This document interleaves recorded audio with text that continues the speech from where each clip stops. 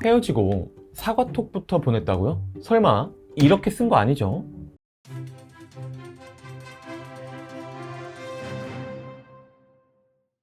안녕하세요. 연애자격 플랜상담사 기훈쌤이에요. 이별 후엔 괜히 모든 게 다 내 잘못 같고, 그래서 일단 진짜 미안해, 다시는 안 그럴게, 그렇게 울면서 붙잡으셨나요?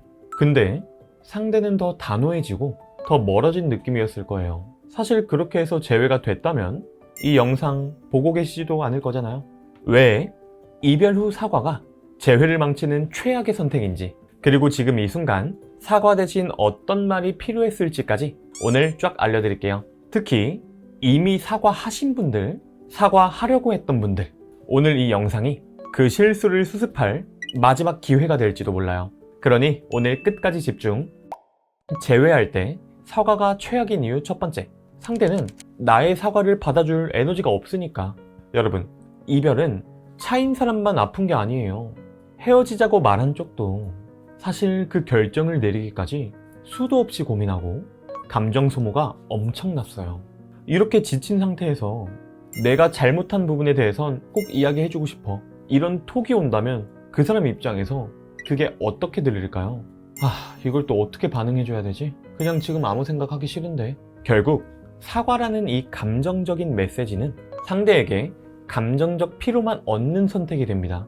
그럼 그 결과는 결국 헤어진 후에도 날 괴롭히는 사람이라는 최악의 인식만 박히는 거예요. 결국 재회 가능성은 뚝 끊기게 되고요. 알아요. 지금 사과한 게 진심이고 용기였다는 거.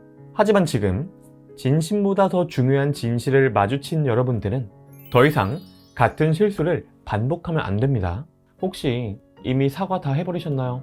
그럼 지체할 시간 없어요. 나를 괴롭히는 사람으로 이미지가 굳어지기 전에 우리 그 사람 마지막 기억 속에 나부터 바꿔놔야 돼요. 우리 그 사람 마지막 기억 속에 나부터 같이 바꿔봐요. 아래 고정 댓글 링크 통해서 우리 상황과 보낸 연락 자세히 알려주세요. 같이 도와드릴게요. 재회할 때 사과가 최악인 이유 두 번째, 결국 사과도 본인 기준으로 하니까. 여러분, 이별 후 사과할 때 우리가 가장 자주 하는 말이 뭔지 아세요? 내가 그렇게 해서 미안해, 내가 다 잘못했어, 다시는 안 그럴게. 지금 흠칫하신 분 계실 거예요. 이거 얼핏 보면 진심으로 들리죠? 하지만 이 말 안에는 상대의 감정은 없고 오직 내 감정만 담겨 있습니다. 이별을 결심하기까지 그 사람은 수많은 순간을 참고 속으로 삼키고 말하지 못한 감정을 계속 쌓아왔을 거예요. 그런데 그 결과가 겨우 내가 미안하니까 다시 잘해보자, 이런 식이라면 그 사람 무슨 생각이 가장 먼저 들까요? 난 이미 지쳤는데 다시 만나자고? 결국 넌 끝까지 너의 이야기뿐이구나 라는 생각에 더욱 단호해지게 됩니다. 여러분, 진짜 재회를 원하신다면 미안해보다 먼저 나와야 되는 건 너도 이 결정을 내리기까지 얼마나 힘들었을까? 이 한마디일 수 있습니다. 사과가 아니라 공감. 그게 상대가 듣고 싶었던 말일 수도 있어요. 혹시 여러분들이 보내신 메시지 안에 그 사람 입장은 단 한 줄이라도 담겨 있긴 했나요? 재회할 때 사과가 최악인 이유 세 번째, 반성문은 이별을 합리화하게 만드니까. 여러분들도 혹시 이런 생각 해보셨죠? 사과하면 상대가 날 이해해주지 않을까? 미안하다고 말하면 그래도 나를 다시 봐주진 않을까? 그래서 그 사과로 그 사람 다시 돌아왔나요?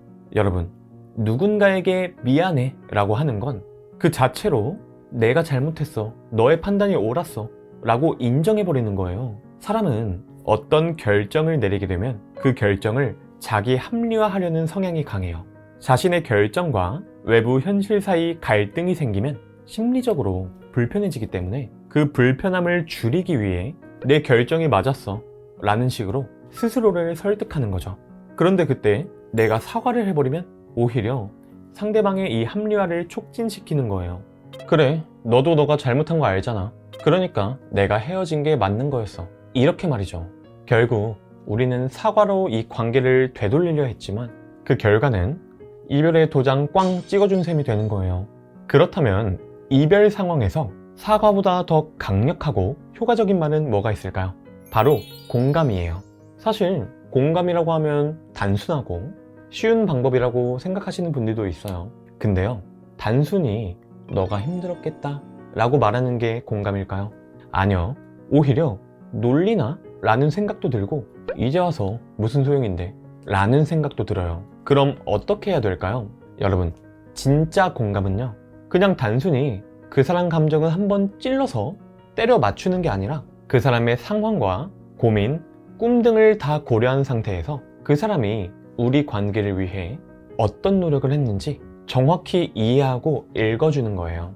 혹시 오늘 힘들었어 라는 말에 아이고 힘들었지 라는 말도 좋지만 오늘 무슨 일이 널 그렇게 힘들게 했어? 라고 궁금해 보신 적은 있나요? 의외로 이 공감만 제대로 해둬도 재회 정말 쉽게 풀리는 사례들이 있어요. 그래서 재회를 바라시는 많은 분들이 너톡 많이들 보내시죠.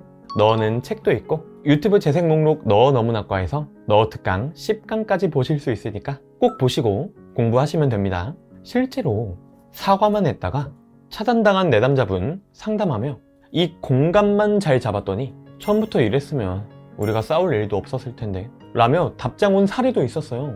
여러분, 재회는 이렇게 하셔야 돼요. 사과하고 붙잡고 매달리는 게 아니라요. 잘 모르겠다면 아래 고정 댓글 링크 통해서 상황과 보낸 연락 자세히 적어주세요. 같이 도와드릴게요. 자, 오늘 이렇게 사과를 하면서 재회를 하는 게 아니라 공감을 통해서 재회하는 법 쭉 알려드렸는데 도움이 많이 되셨을까요? 그렇다면 구독, 좋아요, 댓글, 알림 설정까지 잊지 말아주시고 그럼 여러분의 행복한 연애, 결혼 생활을 진심으로 응원합니다. 안녕.